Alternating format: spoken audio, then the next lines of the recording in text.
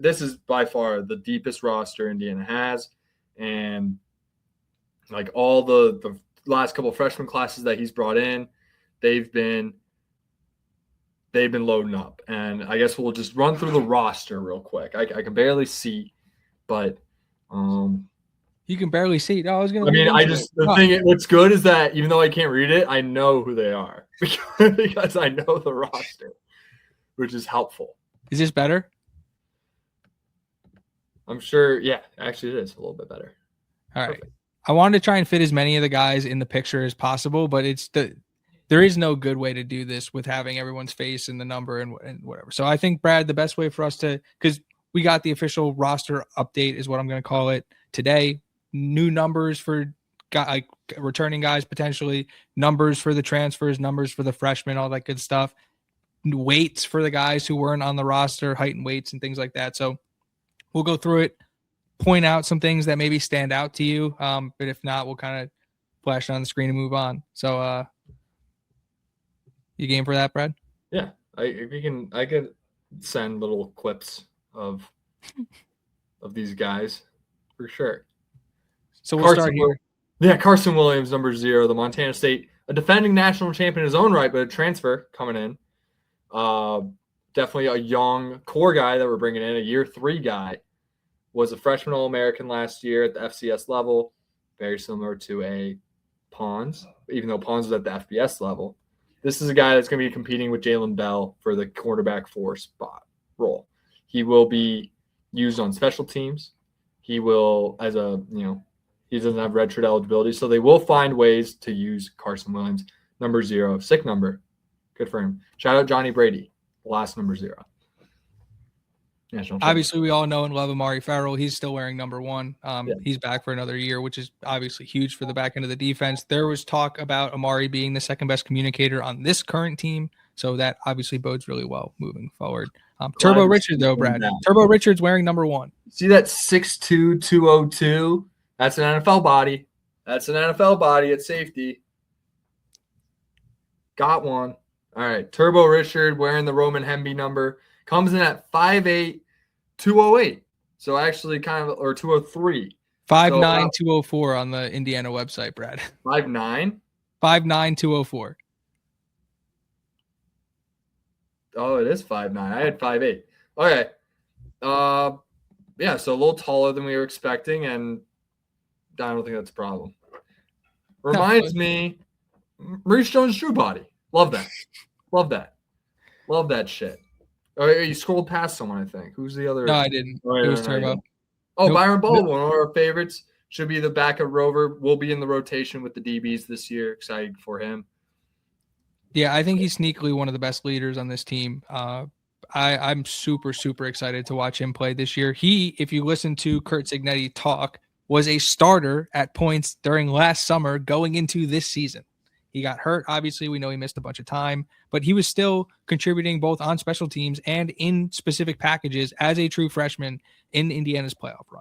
Like in Indiana, Byron Baldwin Jr. could have redshirted this year, and Indiana chose to burn it anyway. That should tell you everything you need to know about how they feel about the type of talent that kid has. But yeah, he's to me, he was one of the guys when they were first building the class of 2024. Like I remember going crazy about when he committed, just listening to the things he was saying. And you just look at the way like the guys in the team and the guys around him respond to him. It's I'm really excited to see what year 2 in the program looks like for Baldwin. Can I say something really funny? We've gone through 4 players, and there's about 3 NFL guys cumulative, where I'm saying like Baldwin's an NFL guy, Farrell's an NFL guy, and then like Turbo and Carson, like maybe, probably, right? Like crazy. We're not even we're 4 guys in. All right. Yeah. We talked about Grant Wilson, the glue. He's wearing number 2 again this year. To have him in the room, obviously, Fernando credited Alberto a ton with helping him learn the offense. But the other guy that he gave a ton of praise to throughout the year was Grant Wilson. Great to have him around. So have him there with Hoover, going to be super helpful. The the team comedian, seems like.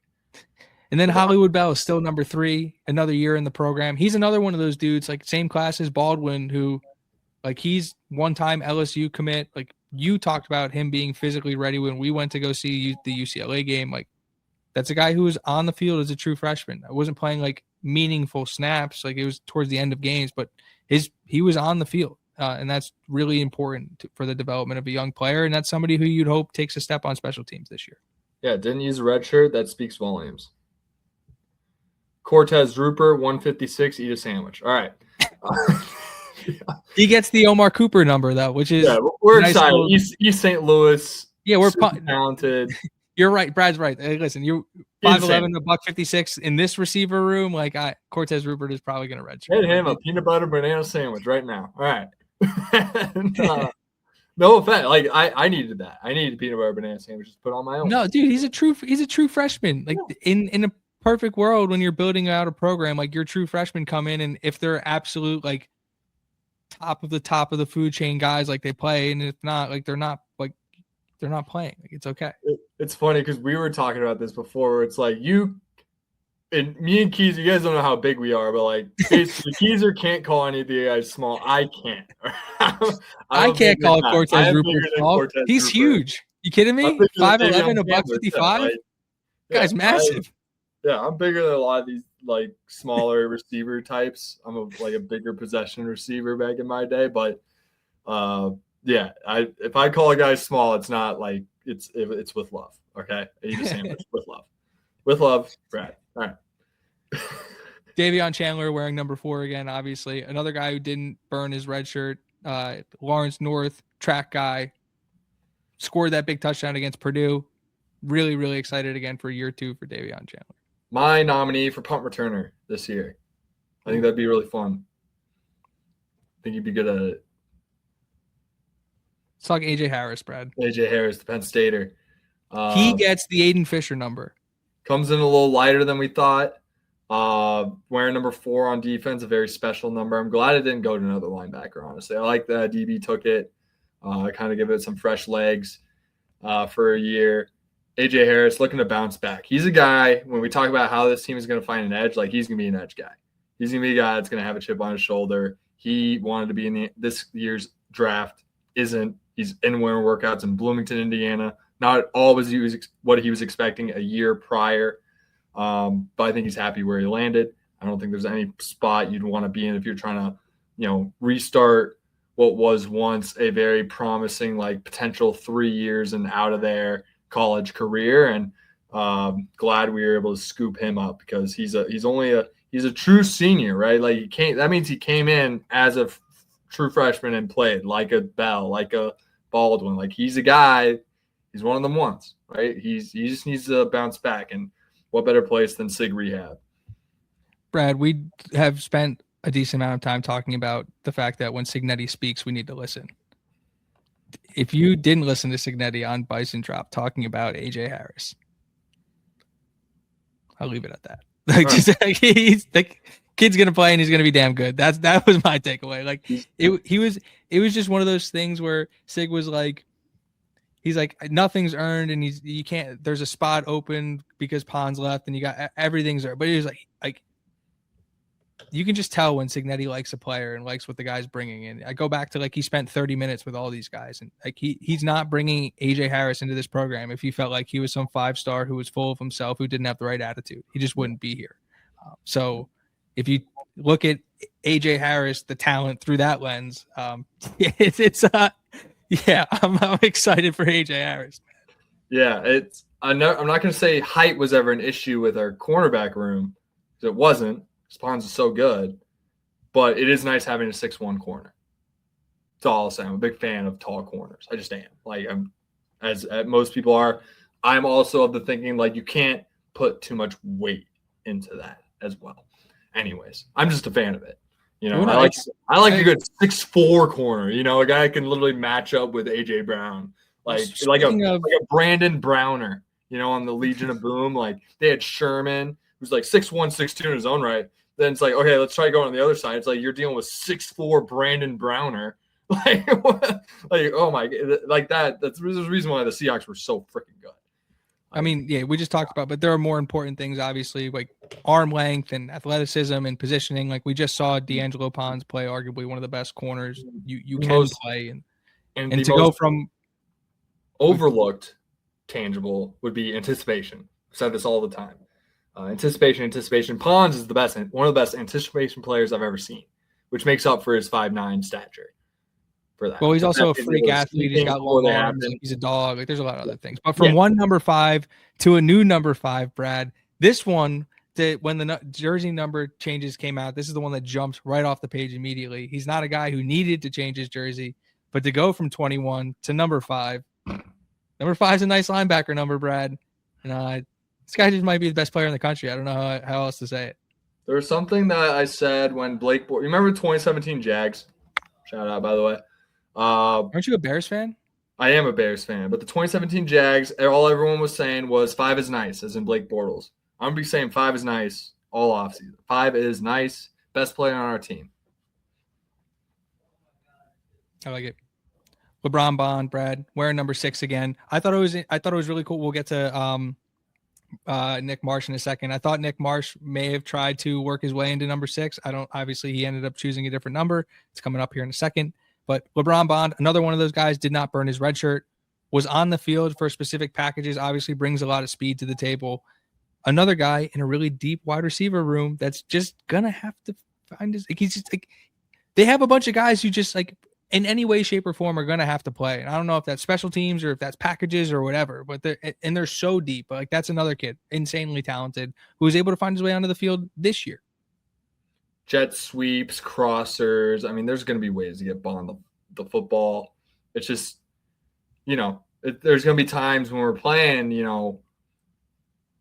big battles where maybe as a sophomore, we're going to have to be heavy feeding Becker and Marsh. But, as we're getting through the dog days of the schedule, we're playing our Wisconsin, Maryland's, right? Like, it's time for Bond to shine, baby. Like, let's get him out there. Like, let's give some guys some breathers a little bit and maintain freshness, which is a big theme in the Cignetti program. Having guys like Bond and Davion Chandler are going to be very helpful to give guys keep guys fresh throughout the entire grueling Big Ten schedule. And number 6, Brad, is staying on defense, obviously, but it's going to a different part of the field. Like you just said, not seeing another lineman wearing the number 6, like defensive lineman, kind of feels right. Preston Zachman's going to be rocking 6 in the defensive backfield. Your thoughts, Brad? 6'2", 202, NFL body. Love it. Redshirt graduate or redshirt senior, whatever. Old ass dude, grown man, playing safety. Don't let the people tell you he's some in the box safety, white boy, basically a linebacker playing safety. Like, no, this guy's a cover guy. He is a ball hawk, can make plays. Him and Farrell are like very, very similar players.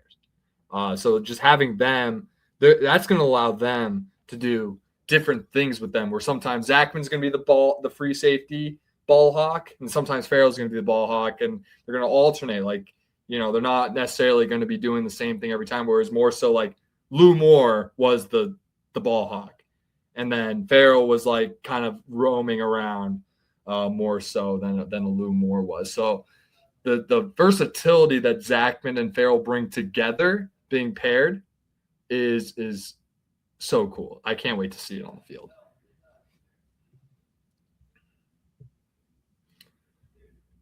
Chidi Obiazer, baby. Oh, my God. That guy's going to slot inside. He was listed at 6'6", 275. Comes in at 6'5", 272. Basically the same thing. That's the guy who's going to play inside, outside. Just part of a very, very loaded. I mentioned 19 scholarship guys on this defense.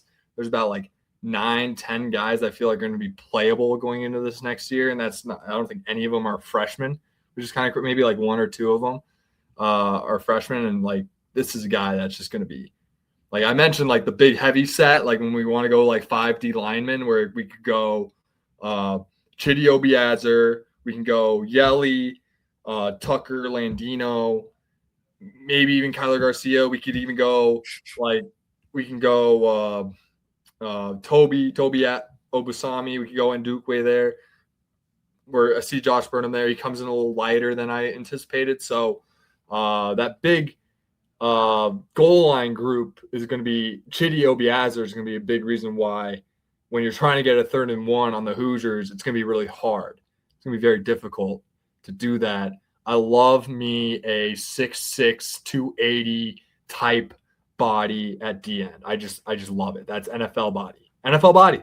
There's a lot of NFL bodies on this team, and I think that's a new thing that we haven't seen, which is scary for everyone else. Like I keep saying, like a lot of more NFL bodies than we've ever seen in this Indiana program ever. Well, Brian Haynes did jokingly tell, I think, Nick Roadcop that we were going to get bigger. Yeah, and Chidier Obiezer's the definition of getting bigger. Let's just say that. And number 7 too, I love it. Shaz Preston, Brad, also wearing number 7. Sig was one of the guys that Signetti talked about. Called just experienced guy who's been around, and he said he knows what it is. Love it. Yeah, I mean, this guy was recruited by Nick Saban Bama. Like, what are we talking about here? Like, this guy is very talented, has the right stuff. You don't get that Nick Saban offer without having the right stuff. Like, this is why we keep drawing comparisons to this, because as good of a recruiter as Nick Saban was, like, he did get guys with the right stuff. Like, Minkah Fitzpatrick had the right stuff. Like, yeah, he was a 5-star DB. He had the right stuff. Derrick Henry, yeah, set the school record, set the state record in rushing in the state of Alabama, had the right stuff. Bryce Young, 5-star quarterback out of California, had the right stuff, right? Like, it's not rocket science, right? And Chaz Preston, just another example of just bringing guys in. Comes from, does he say he's from Louisiana? A Louisiana receiver. I mean, talking about like Odell, Jamar Chase, Justin Jefferson. Like, not only those guys who go to LSU, they're from the great state of Louisiana. Chaz Preston, just another one on the line. And obviously, you talked Josh Burnham. A little bit lighter. Obviously, he dealt with some injuries last year, but wearing number 8. Do you think it bothers the Notre Dame fans that Josh Burnham and Nick Marsh are both wearing number 8? I don't know. Does 8 have some sort of symbolism to Notre Dame? Not sure. No, but Josh Burnham played there, and they were printing the Nick Marsh shirts already, so I think it's kind of funny. But yeah, I think it's great. He comes in a little lighter. We were anticipating 260. I think he still doesn't really change. I think he starts alongside Toby, who we're going to go through later. But, yeah, and then we'll go to Nick Marsh, who's crazy to say going to be wide receiver 1 on this team. You got some pushback on this, Brad. I heard you say it last week. I didn't say anything in the moment because to be honest, I don't know. Like Nick Marsh is that damn good. Like he really is that damn good that like if he was on a team like Indiana, like what would his 1A and 1B? Like it's 1A and 1B. It's the loaded roster that we get to, celebrate that we have 2 wide receiver 1s, Nick Marsh and Charlie Becker, both true juniors, both first-round picks in the 2027 draft. And they're both on our team. They're going to make Josh Hoover's life very easy. Nick Marsh is the highly touted one, the one that's always been known, right? The one everyone has known about Nick Marsh since he committed to Michigan State as a true freshman at Michigan State his next year, and so on. Charlie Becker kind of burst onto the scene, former 3-star, just different stories, right? They're blossoming.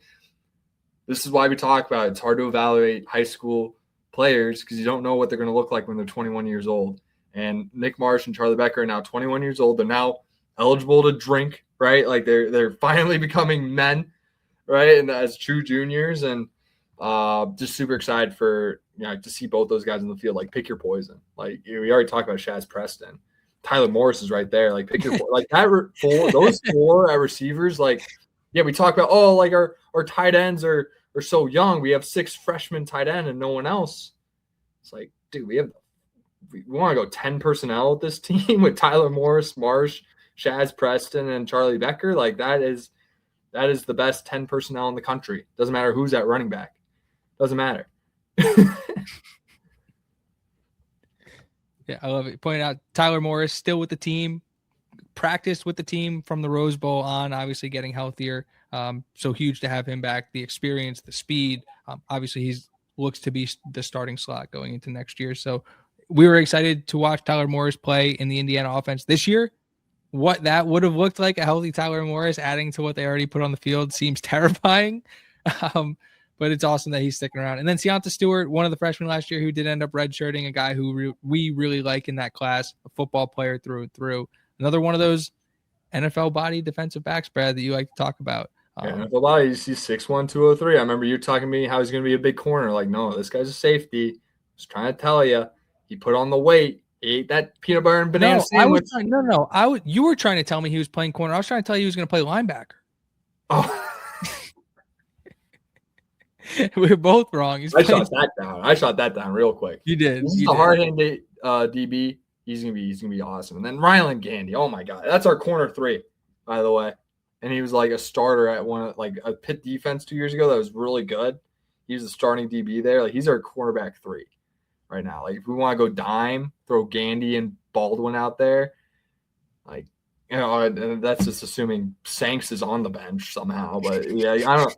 Like we're loaded at DB. Do you think we play like 3-2-6 at some point this year? No.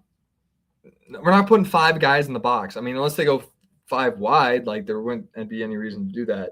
It's just not something you do consistently. Like you need guys in the box or else they'll expose you in the run.